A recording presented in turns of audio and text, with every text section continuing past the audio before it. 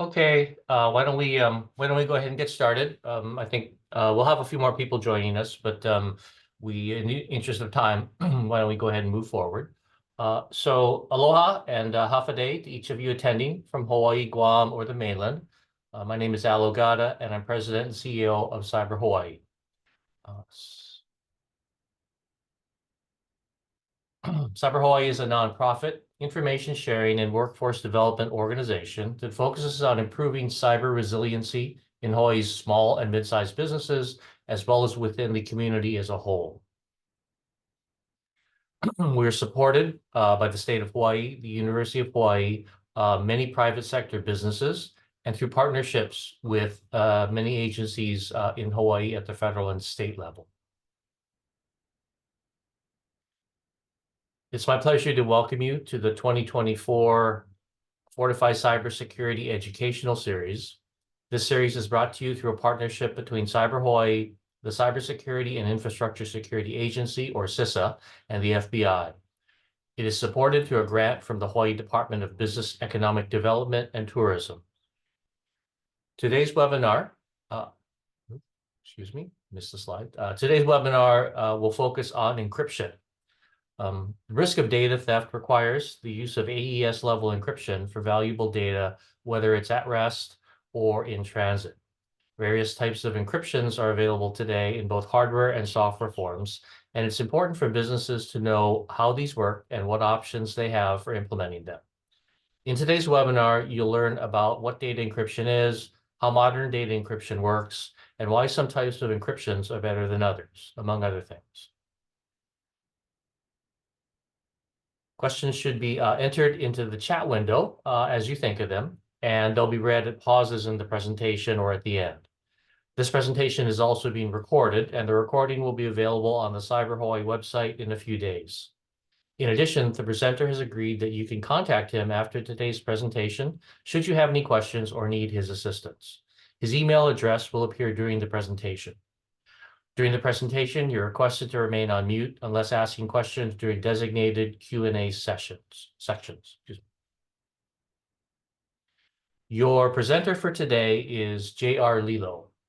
JR is the CISA Region 9 First Cybersecurity Law Enforcement Liaison, which is a cybersecurity advisor co-located with FBI partners.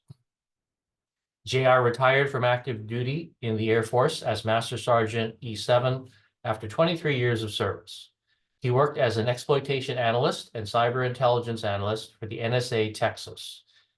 His career in the military was in network intelligence analysis, computer systems operations, and radio communications. JR holds a master's in cybersecurity and a bachelor's in information technology. And with that introduction, I'll turn the mic over to JR to get us going.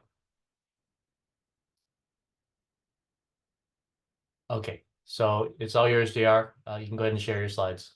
I appreciate it. Thank you. Thank you, Al. Aloha, hafa adai, or better in Samoan, talofa. So, Very good, yeah. very good. Thank you. Thank you. Let me see. Sorry. Let's see.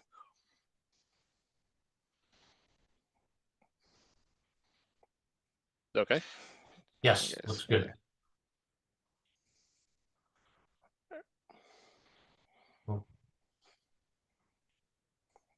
Okay. So, all right. Hey, thank you, Al. I appreciate the introduction. And like I said, my name is JR. Actually, my first name is Fayuwaso, so that's why I go by JR. It's a lot simpler to say. For myself, I am a cybersecurity advisor for CISA. I just started about almost 4 months ago, so I'm brand new to this position. For myself, like I said, what Al's introduced, as far as I retired from the military, 23 years. I would say it was, it's a it was a long journey, but I do appreciate the time in serving my country. So, for all fellow veterans out there, I definitely salute you as well. So, but it's great to kind of transition over to CISA and just kind of start working on the federal side, and just going out, meeting stakeholders, and partnerships, and even expanding all the way out to like the Hawaiian regions, Guam. But for myself, I'm actually here in the California region, so Los Angeles. So if you guys ever been out here in sunny California, it's very nice out here too. So I grew up here right before I joined the military. So now coming back home, being close to family. So it's been kind of a blessing, and you know, one of the ways I can definitely start this career, start this journey. So I'm glad to be on board. Al, appreciated inviting me to this webinar to talk about encryption. So for myself and for everybody, I just want to basically highlight as far as what encryption, the basics, and at the same time how it can be beneficial for you and hopefully for your company and business or work operation down the future, well, currently, or in the near future. So definitely encryption is a best way to kind of encrypt data, but at the same time understand as far as how the process works. Because if you don't understand, you don't know, then how is your data going to be out there? How's it going to be protected? So hopefully some of this information can be a great asset for your company moving forward. So yeah, definitely let's get started. All right, first, if you guys haven't heard about CISA, who are we? As you can see, I pulled a snippet from our official website. We are the operational lead for federal cybersecurity and the coordinator for critical infrastructure security and resilience. So we do fall under the Department of Homeland Security. It's like a huge umbrella of multiple different organizations, as you guys know, FEMA, TSA, all the different organizations that have their specific role that play into the whole Department of Homeland Security. So definitely for us, CISA, we are cybersecurity and the infrastructure side. So we do provide a lot of different services and ways how we can protect our critical infrastructure. So one of our main mission critical parts as far as working for CISA is kind of working with partners and defending our threats today. So for myself as a cybersecurity advisor, defending against cyber threats is a very crucial part as far as my work role, and for anyone that kind of works or partners with CISA out there.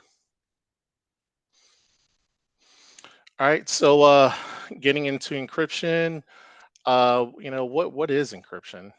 You know, um, hold on. So encryption, it is a method where information is converted into secret code that ultimately hides the information's true meaning. So by altering the information into secret code, it safeguards the information's sensitive, confidential, or personal information that is transmitted across the internet. So, protecting your information is critical. And, a lot of different information pertains to personal identifiable information, your names, addresses, social security, all those critical information that you definitely want to be protected out there, especially when you start working with the business, start working with other businesses out there.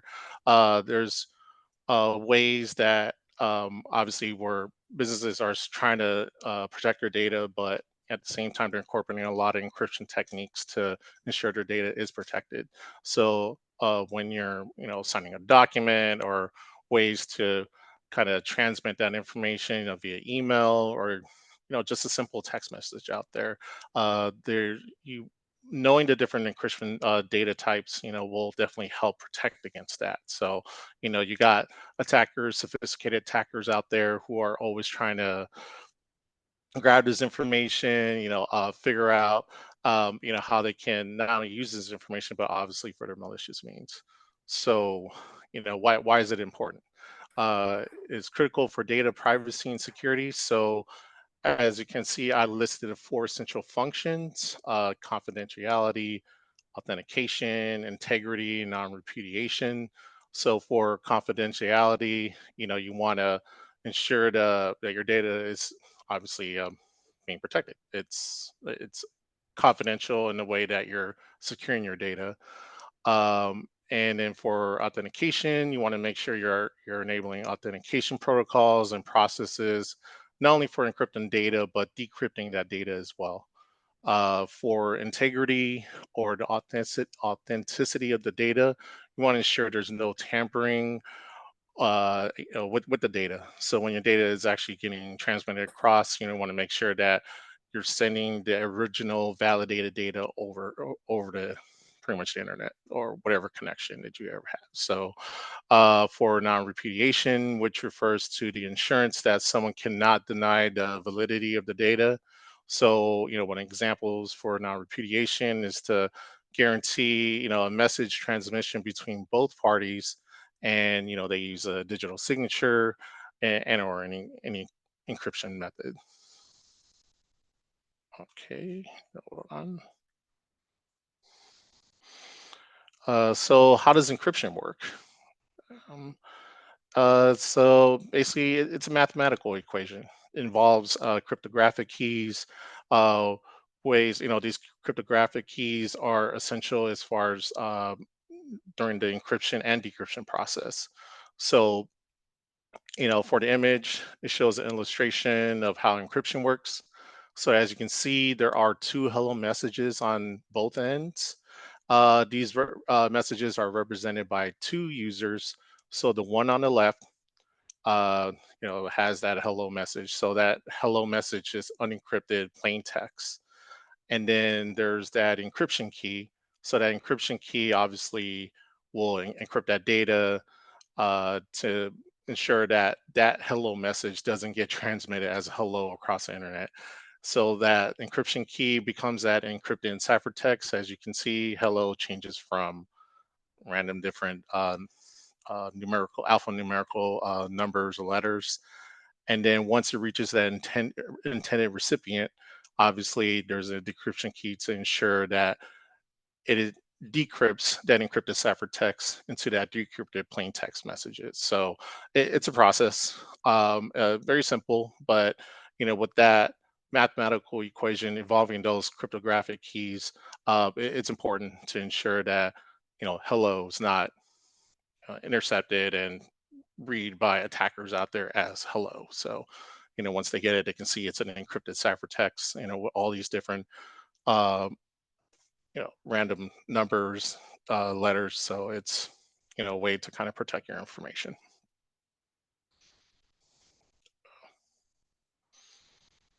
Okay, so when do we use encryption? Using encryption, it's it's ways that it's critical that we encrypt these messages, files, and data that is exchanged online, especially when it contains personal, sensitive information or classified information. So, as you can see, some examples are sending an email to your doctor regarding an illness, entering your financial information to log into your online bank account, and or even sharing a confidential report with an employer. So, and also like as you can see, making a purchase online. So, any of these critical information data that uh, users are using depending on what programs or applications are out there or what business operation you have out there, securing that information through the encryption process helps during um, that process, as far as when you're conducting business online or transmitting or at the same time even communicating with people that you need to communicate for that particular business. All right. Now, for the next two sections, I'm going to describe essentially what is symmetric key cryptography and asymmetric. So they're pretty much the two top encryption cryptography key processes that are out there. So for symmetric key cryptography, it is centered around the process of using one secret key, and this process is called a secret key encryption, where the same key is used to encrypt and decrypt the message. So that's something to kind of keep in mind. It's basically what centers around this whole process. So essentially, both users, sender and receiver, they use the same private key, and that key is actually transmitted on a secure comms channel.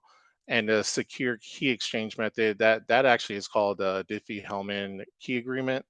So not only that message during that symmetric key is actually encrypted, but at the same time, even the key itself is encrypted or at least transmitted securely. Uh, there are two types of symmetric key algorithms. So the two are the block and stream ciphers. Um, the first block cipher, which operates on a fixed length groups of bits, they're called blocks. It consists of two paired algorithms, one for encryption and the other for decryption. So the block size is 8, and only this size is encrypted at a time. So, that for that block cipher, only 8 bits can be decrypted at a time. So depending on the size, it's going to be, if it's obviously is a large size, it's going to take a little bit while, but it's a quick process regardless. The second is a stream cipher, which is a process where plain text digits are combined with a pseudo-random cipher digit stream, or better called a key stream. In the stream cipher, each plain text digit is encrypted one at a time with the corresponding digit of the key stream. So it gives a digit of the cipher text string. So the stream process, cipher process, uses a key which is 128 and 256 bits, and a nonce digit which is a 64 128 bits to convert the plain text to a cipher text. So the stream cipher is a little more, it's a little more complicated in the process, but it's actually not that complicated. Finally, this process is there's an XOR operation which is performed between each bit of the key stream and the plain text in order to generate that ciphertext. Right there, I actually put a definition of what an XOR or exclusive OR operation is. So why is it important for the XOR operation in cryptography? So for XORs, it is a simple bitwise operation that allows cryptographers to create strong encryption systems and is the fundamental building block of practically all the modern ciphers today. So one of the benefits of following a stream cipher is to make cryptanalysis more difficult. So the number of bits chosen in a key stream must be long in order to make cryptanalysis more difficult. So by making a key more longer, it's also safe against brute force attacks. So the longer the key, the stronger encryption, and it's better against preventing any attack out there. So it's still a good process. And as you can see, this is the symmetric key process. Um, as I kind of stated, even going through how encryption works, it is like kind of similar, follows a similar process as far as the original text. Um, both sides, you want to get the original text on the other side for, prior to the encryption and decryption process. As you can see, once it goes through that encryption and decryption process, prior to that, that scrambled data is what is actually sent over the internet. So for that encryption and decryption process in symmetric key process, the secret key, which essentially is the same key, it will definitely perform these two processes. So it's really critical that both the user and sender will have the same key, and that is essentially what covers the symmetric key process. Now here's the stream cipher process. Uh, as you can see, there's the stream cipher. You have that nonce key, the secret key, that fills into that home stream cipher process, and it feeds into the key stream. Now that key stream, the plain text, this is the XOR operation right here.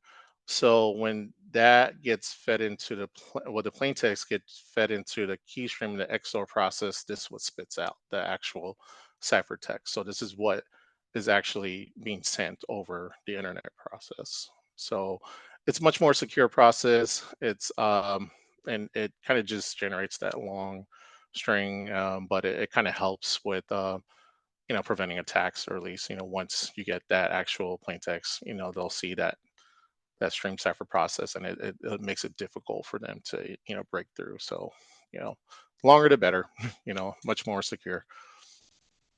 And here are some of the key advantages um, for symmetric key. I There's obviously four advantages, but at the same time, I want to say the two biggest things are speed and efficiency in handling large volumes of data. So for s- the businesses that actually wants to handle large volumes of data, the biggest thing you want to do is you want to kind of have a quick, fast, efficient, but a secure process. So definitely, normally this is where more the symmetric key process comes in play. So obviously, with speed, you only require one key at a time, so it's fast and simple, um, versus the asymmetric process, which I'll explain next. And it's still security, is still highly secure regardless. And obviously, smaller size.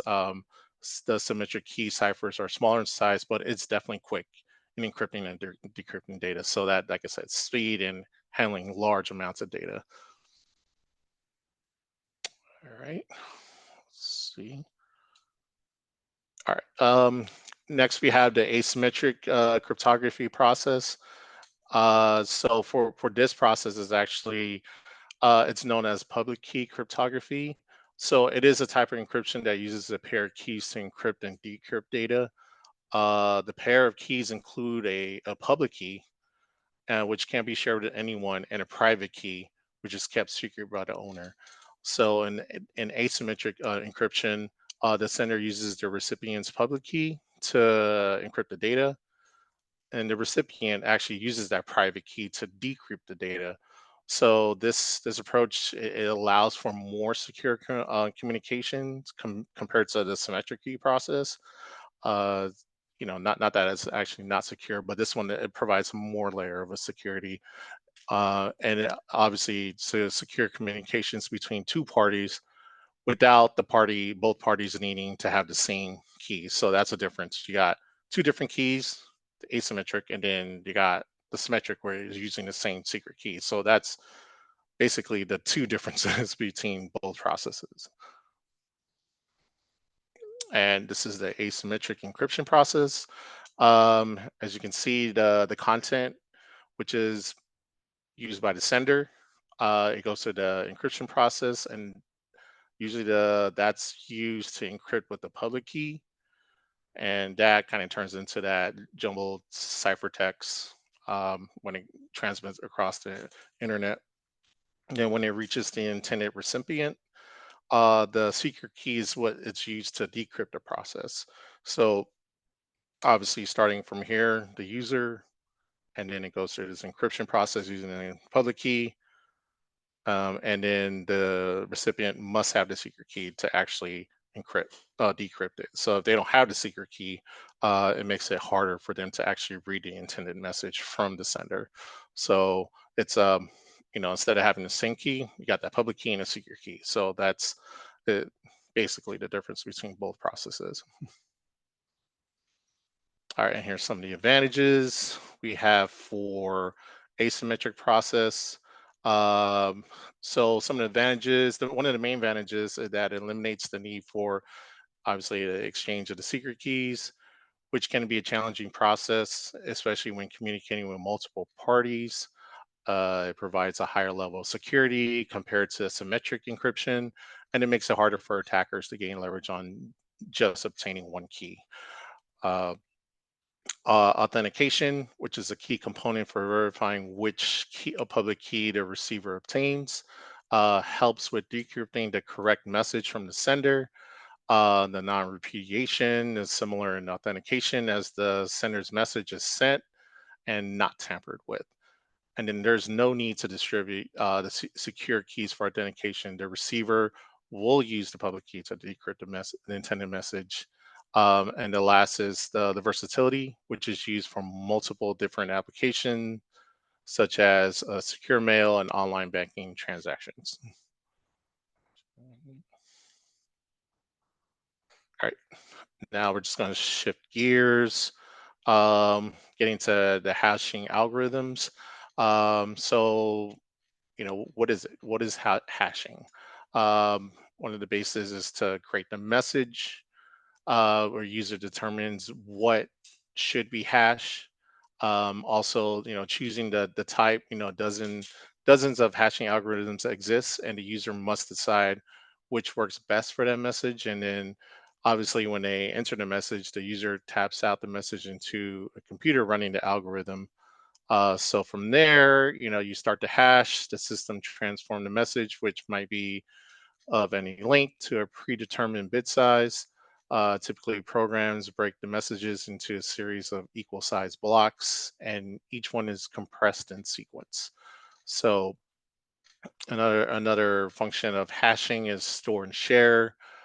This is where the user sends the hash, also called a message digest of the intended recipient, or the hash data is saved in the form. So this process is is complicated, but it works very quickly. And then from there, that's where the actually in seconds the hashing process is complete. So why do we use hashing algorithms? Well, most companies use hashing algorithms for password storage, keeping records of all usernames and password combinations, digital signatures, document management, which hashing algorithms can be used to authenticate data, file management, and some companies use hashes to index data. So that's what it used to identify files or delete any duplicates. So uh, that's the critical part as far as for hashing each file, or in a file system will have their own hashing algorithm in there. So not any file is going to have the same hashing algorithm or the index data. Oh, all right, here are some of the common hashing algorithms that are out there. Uh, MD5 is one of the more popular hashing algorithms.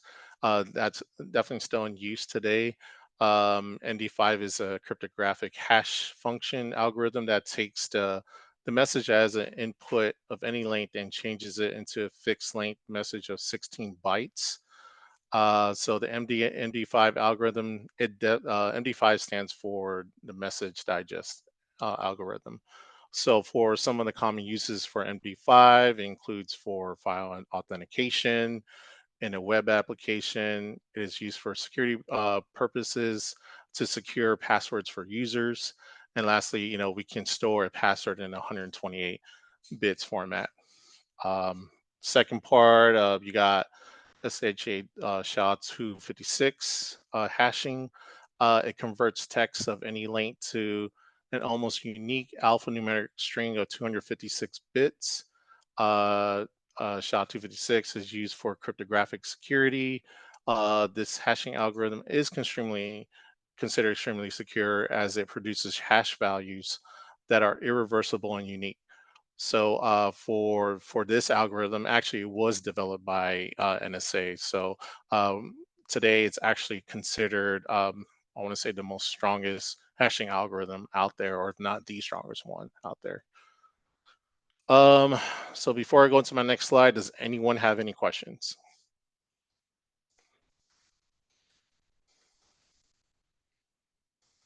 If No. if you have a question, feel free to unmute and ask your question.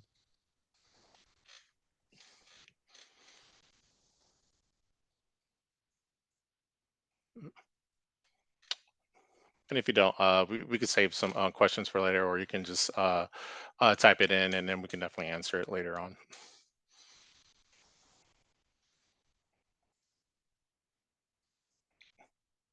All right, I'll proceed. Okay, like I said, right now switching gears, we're going to VPN services.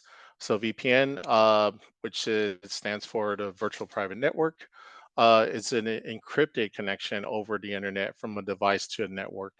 The encrypted connection helps ensure that sensitive data is safely transmitted.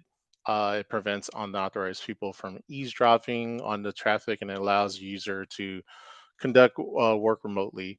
So VPN technology is definitely used in corporate environments. So if you um, typically, if obviously want to remote into your work environment to check email, maybe retrieve a file, or just check on just do work related stuff. Normally, a VPN service would be connected through your corporate network and actually to the users, and most of the time it would be more to the intended users. So it's not just anybody out there that can just log in, but essentially there's a process for people to have their VPN credentials, passwords, and a way to do that. So, um, so how does it work? Um, the VPN extends a corporate network through encrypted connections made over the internet. Because the traffic is encrypted between the device and the network, the traffic remains private as it travels. An employee can work outside the office and still securely connect to the corporate network. So most of the time, corporate members, business partners will probably use some form of a smartphone, tablet, or even a laptop to kind of connect to their VPN service to remote into their actual corporate network. All right, here's some of the advantages for VPN services. Uh, obviously, it provides employees access to the internal network. One of the biggest things is you want your web traffic from being exposed to the open internet.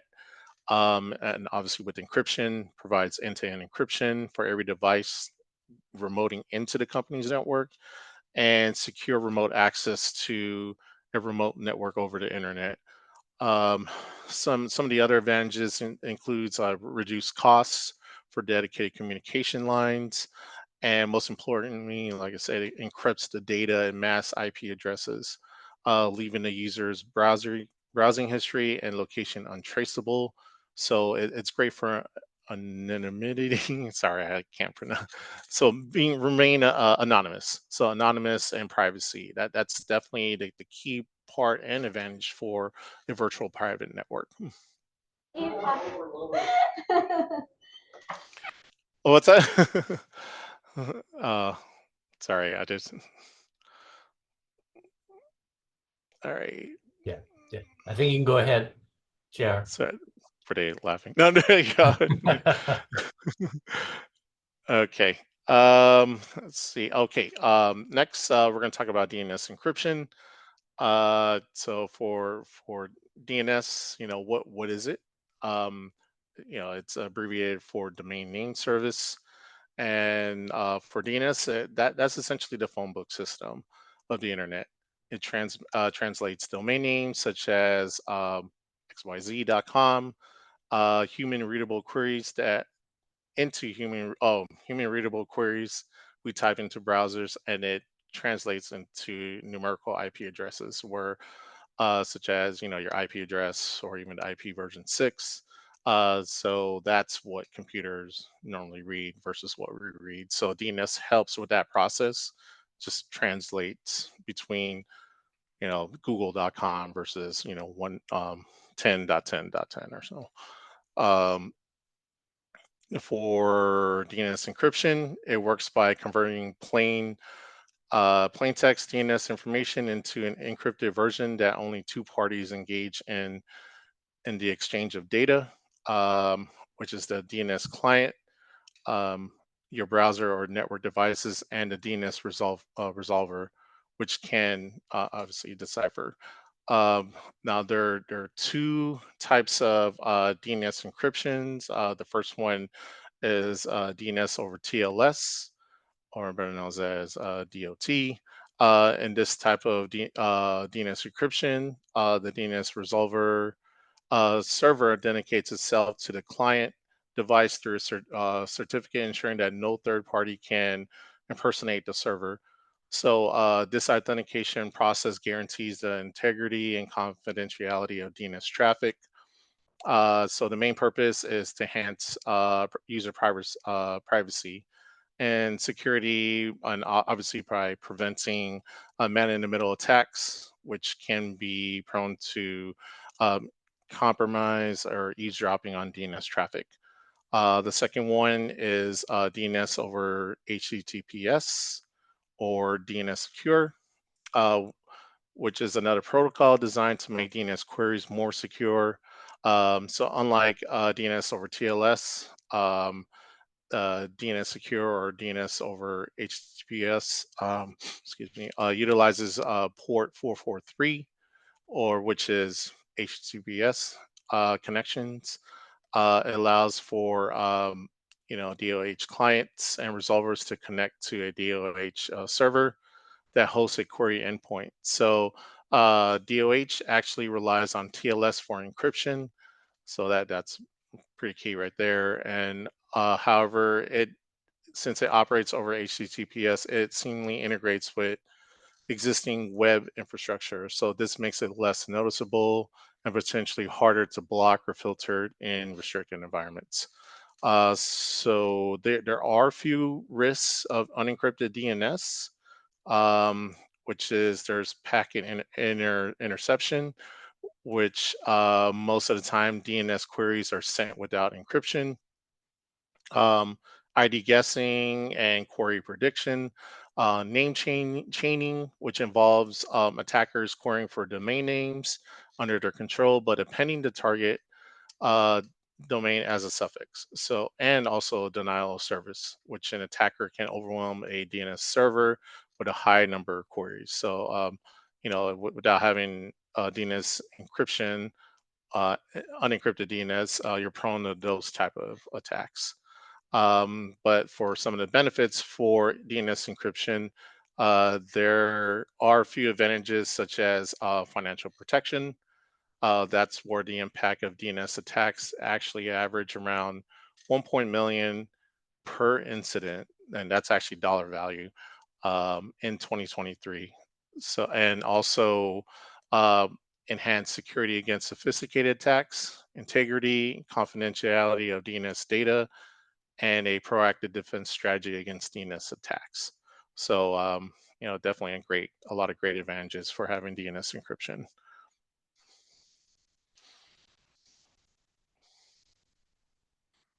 All right, and this here are some screenshots of how DNS over HTTPS and over TLS and how that works. For the DNS process, for DNS over HTTPS, it scans all the DNS queries through an HTTPS encrypted session, and it hides them from view so nobody can see it. For DNS over TLS, you can see the DNS encryption or connection to the recursive server being encrypted by TLS. So it helps protect against the adversary who's actually trying to eavesdrop or manipulate like DNS data. So if you can see that DNS over TLS, that's what it's essentially encrypting, that connection to the recursive server over the recursive resolver. And that's protecting against this guy trying to see what kind of DNS data he can snoop on, or at least trying to get. So obviously, if a user wants to use a DNS, going to the resolver, reaching out to the name server, you need to protect uh, this actual connection, the communication part of it. So, all right. So switching sides. Actually, this is more something new for myself. But I know it's more kind of like a new wave technology that's coming out there. Um, for quantum cryptography, or another way is saying is quantum encryption. It is the future of encryption.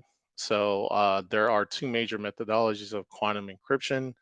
The first is to use the quantum properties. Thank you, Bill.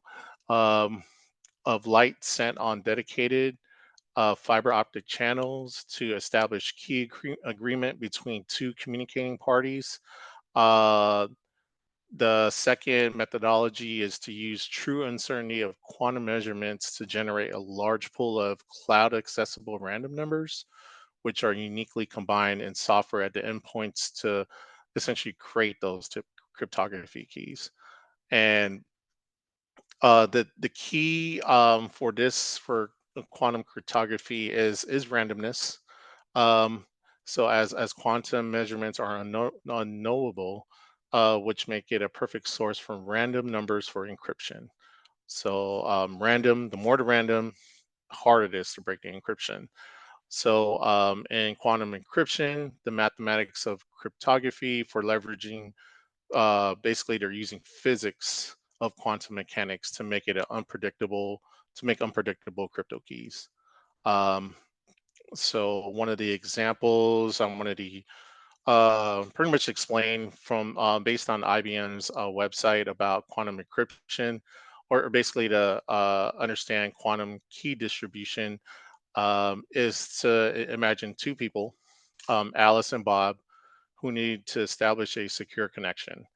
They can use the quantum key distribution, or KQD, to create a secure cryptographic key by sending polarized photons over a fiber optic cable.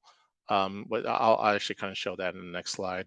Um, so the cable doesn't need to be secure because each photon will have its own randomized quantum state. So should someone let's say Eve, who would be the attacker, is eavesdropping, Alice and Bob will always be able to tell because it's impossible to observe a quantum state without also affecting it. So in this way, QKD systems are considered to be unhackable. So if Bob and Alice detects a change in the quantum states of the photons, they'll know that Eve is eavesdropping. And if Eve is eavesdropping, Bob and Alice will be able to detect it. So yeah, sorry, it's clear as mud. So, but that's the feature of encryption. And here is that quantum key distribution process actually mentioned. So, so as I said, the purpose of the system is to send the information transmitted from one point to another without without any of the reading process. So essentially, you're bypassing the reading keys for quick and efficiency. QKD uses a series of photons, obviously, to transmit data from one location to another over fiber optic cables. So as you can see, there's the photon, and these are, I believe, the fiber optic cables that's coming out. So obviously, if one Alice wants to transmit to ensure Eve's not eavesdropping, then Bob is going to receive that message, but through a series of quantum physics or quantum cryptography. Um, so from there, that's where the transmitter sends photons through a polarizer. So there's that polarizer right there, um, and which gives them one of four possible polarizations, which is vertical, horizontal, 45 degrees right, or 45 degrees left. So when the photons arrive, the receiving end uses two beam splitters in order to estimate the polarization of each photon. So the type of beam splitter to use for each photon is not known by the receiver, so it needs to do some sort of a randomized estimate. So after the transmitter sends all the information, the receiver tells the transmitter which the splitter was used for each of the photons. The transmitter compares the information sequence, including the type of splitters used and the matching sequence in both ends. They actually become the key.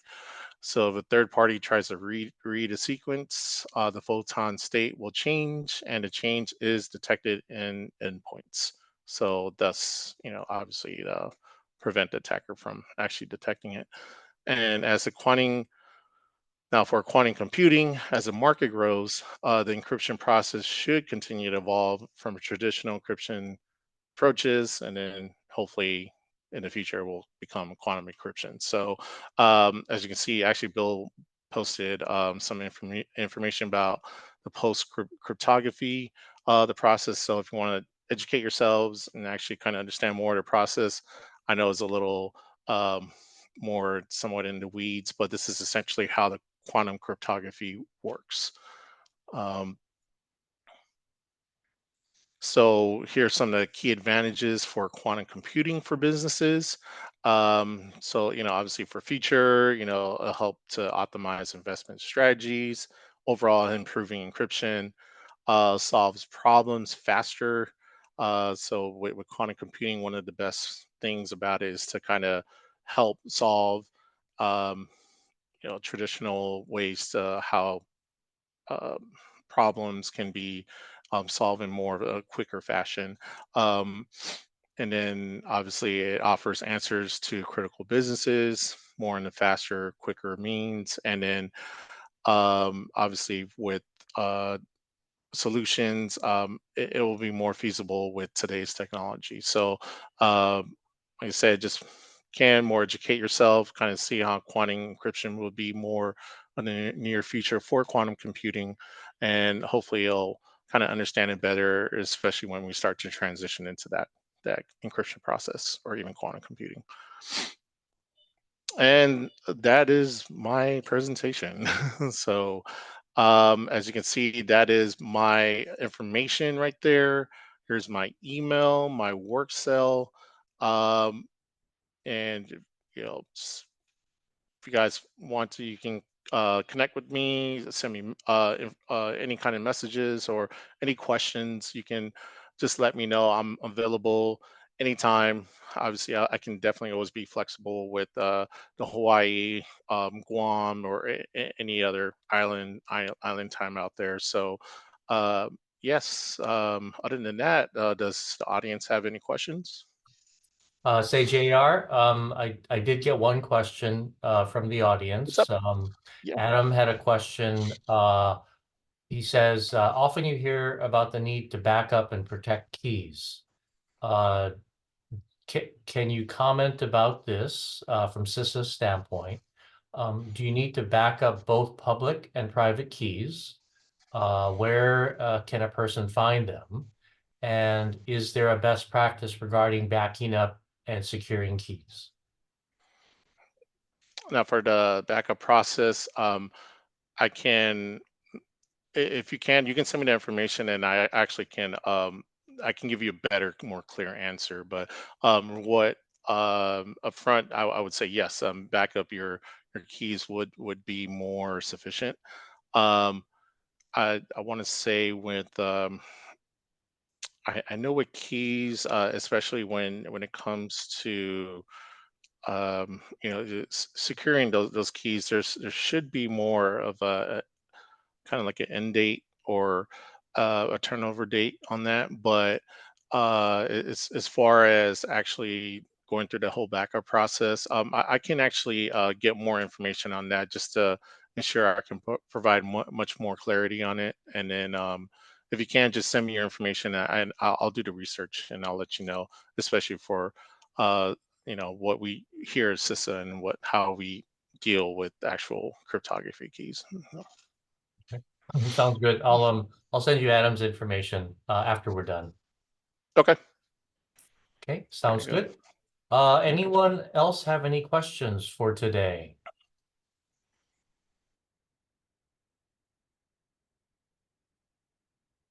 No, I know this is a very technical subject, and I know sometimes with technical topics, it's best to take a little time and go through it again.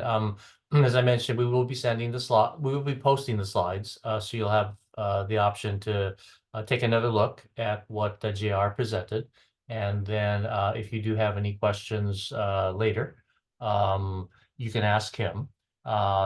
Uh, so actually, we do have another question um, from Jade. Any advice on key management, prevention of lost keys? Any advice from CISA's side for how to best manage your encryption keys? It looks like Bill posted a document from NIST about key management, the link to that.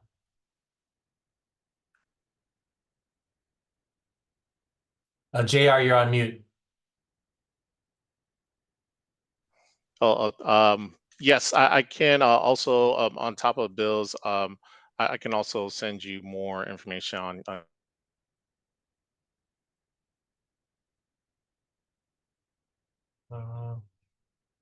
I think we might have lost JR. It looks like his signal is frozen.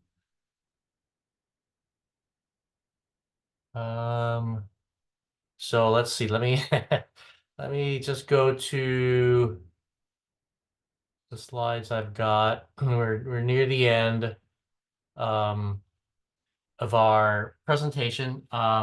So I do have JR's contact information listed here. Should anyone have any questions that they want to send over to him? And basically, as Bill says, he can follow up with you on any questions that come in. So you can either send them to JR or send them to me, and basically we'll work to get them answered. So with that, and hopefully we get JR back, but if not, I want to just say that this basically concludes our webinar for today. Want to thank JR for sharing his expertise and insights, and also for highlighting some of the various resources that CISA has available. Um, Hopefully, everybody got some good practical information out of the presentation today. And then we're going to be sending you a link, an email with a link to a survey. Like you to fill out if possible to give us your feedback, because we're always trying to improve these different sessions that we've got. Um, our Oh, next, hey oh, Al, yeah. I guess I logged out and logged back in, so Oh, it's just okay. me here. Okay, sounds good. Yep. So basically, sorry. We're going to we asked folks if they have any questions to send them over to you or Okay. to myself, and then we'll just work on answering them once we're done with the present webinar today.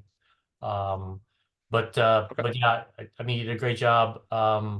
Yeah, I was just mentioning to folks, our next webinar will be on July 9th, Tuesday, 2 p.m. again, Hawaii time. Right now, the topic is mobile device management and remote access.